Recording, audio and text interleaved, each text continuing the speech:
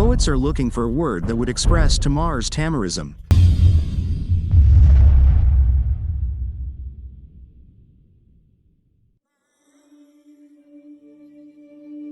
Once upon a time, there was a golden bull in Georgia.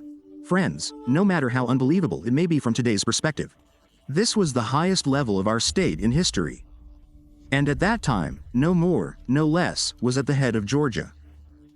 Now let's take a closer look at what the Georgia of the Golden Age looked like, so that we can build what the future Georgia will be.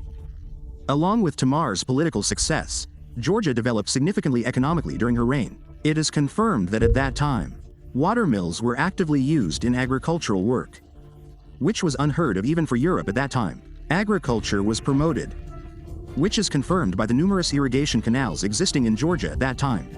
During Tamar's reign, large irrigation canals were laid in the Tiraponi Valley, in the vicinity of Ruzurbanisi, Mukrani, Samgori, Kakheti, and various other places in Georgia. All this created good conditions for the development of grain cultivation, vegetable growing, and fruit growing. Urban waterworks were also praised during the same period.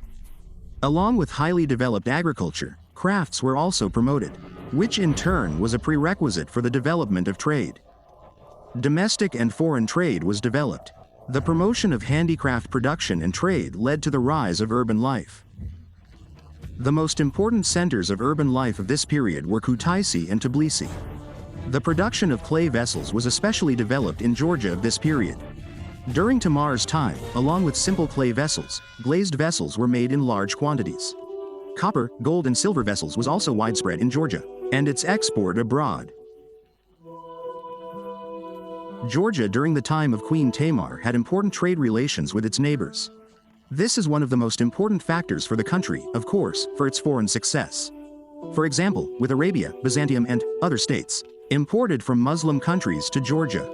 Various types of precious fabrics were. Money played an active role in the economic life of Tamar's era. A mint existed in Tbilisi for centuries. Mints were also located in Kutaisi at different times in different territories of Georgia. A number of coins minted during the reign of King Tavrembe were discovered during today's archaeological excavations. In the fall of 1961, in the village of Nigbisi, in the Mount Escada municipality, a hoard of copper coins, 1,460 pieces, mostly dating from the 12th and early 13th centuries, was discovered. Georgian coins consisted mainly of finds from this period. Coins minted during the reign of Tamar were abundant in Gans. A small part of the coins found in Nigbisi were certainly counterfeit. From a social point of view, in the 12th century, the essential difference between a glitch and a serf disappeared, which was one of the most important changes in this transitional period. The peasant already worked on the feudal land and for its benefit. He paid begara and, most importantly, fulfilled his service obligations at his level. The wide and diverse social stratum of the glitch was growing in numbers. The strength of a united Georgia was based on an appropriate socio-economic base. And all this led to the entry into that important phase, which I will talk about later in the second part of the video, which is already called the Golden Age of Georgia's development.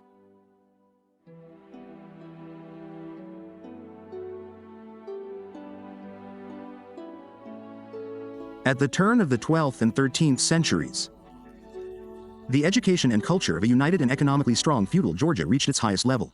Georgian culture was important.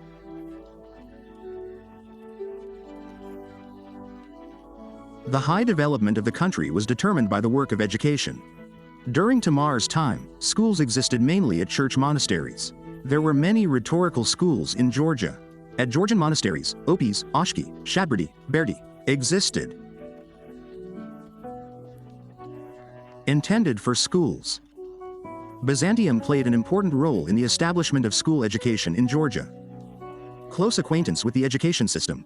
The Georgian academies of Tamar's time were headed by a teacher. In the Georgian academies, as in the higher education institutions of Byzantium of that time, 7 main branches of science were taught. These are grammar, philosophy, rhetoric, arithmetic, geometry, music, and astronomy. There are opinions that medicine was also taught in the academies of Georgia of that time. By the beginning of the 13th century, a book had been translated into Georgian. During the reign of the learned Queen Tamar, Georgia had its educational centers abroad, which are still used by Georgians today, among which the Iver Monastery on Mount Athos.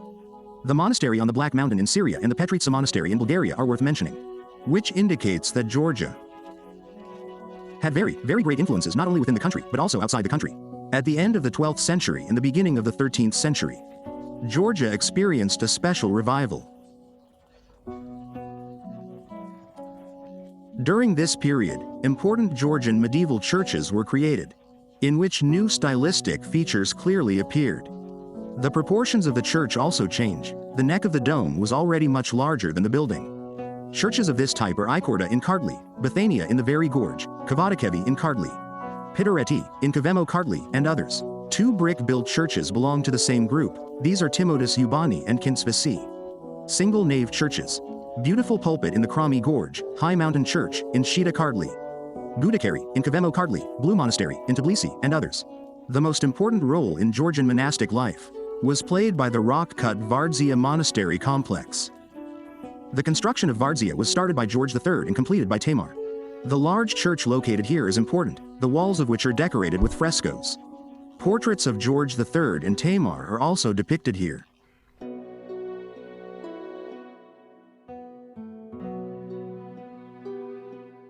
In addition, during Tamar's reign, important engineering structures were the Shio Mgvim Kaltbi waterworks, as well as the Basliti, Dondalo and Archeoni bridges. The construction of fortresses was also developed. In Georgia,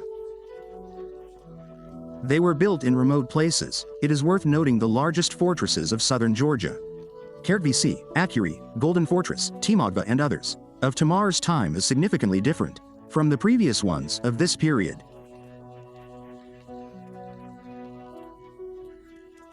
The monumental monuments formed. The frescoes of the Ishkeni, Kakuli, Ashti, Tibeti churches of the four churches. Tamar's reign are significantly different from them. Also important is the painting of the church in the village of Zemikrika in Racha, where local feudal lords are depicted, like the Zelis of Svaneti. The portraits of Tamar are noteworthy. In the Vardzi church, the still unmarried Tamara is depicted, and next to her, her father Georgi III stands. In Bethania and Kinsvi, along with Tamar, Georgi III and Lasha Georgi are also depicted. From the beginning of the 12th century, secular writing has been widely developed in Georgia. Secular poetry was created. Of the secular writing created during Tamar's reign, the incomparable legendary creation showed Rustaveli's The Tiger's Skin is of particular note.